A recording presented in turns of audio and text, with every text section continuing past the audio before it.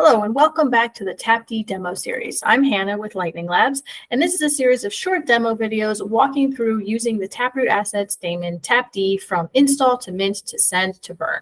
And at this point in the series, we've installed, we've minted, we've transferred, and now it's time to burn some assets, this time via the CLI. And this will probably be our shortest video of the series, as you can burn some assets using just one command on the CLI. So before we do that, let's note that what we're looking at here is my TapD demo node. This is also the same node that I've referred to as Alice at several points in the demo series. And on this node, we have minted a number of different assets. So let's start by just listing the assets that we currently have on this node.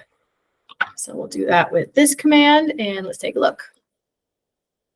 All right, so we have all kinds of different assets. We've minted a number of different rounds of this API demo bucks, and we've also minted a number of different rounds of this CLI demo bucks.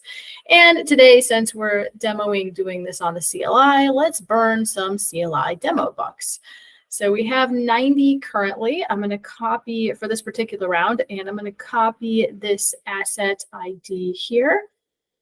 Cool. So we've got that. Let's clear this out, and I'll show you the one command we can use to burn these assets.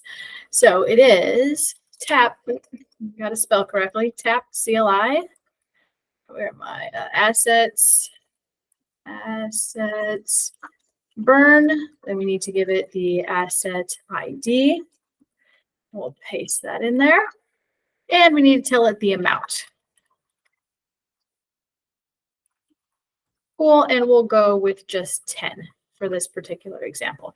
All right, so here's our command, tap CLI, assets burn. We have our asset ID and we have the amount. Let's run it and see what happens. And we get this confirmation, right? So we don't want to ever accidentally destroy our assets. So we have the safety feature here. It says, hey, please be sure that you really want to destroy these assets. And in this case, we do. So we hit yes and enter. Cool. And you can see we get all kinds of data back here from having done this. So we won't dive in depth on what all of this is, but we have, all kinds of proof data. And this is an on-chain transaction that burnt that asset. Cool. So we'll clear this out, and then we can go back and have a look at our balance to be sure that indeed that asset is no longer there, that it's burnt.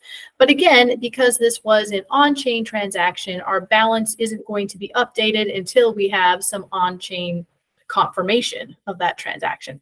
So via the magic of editing, I'll be back in just a moment to show you the new balance.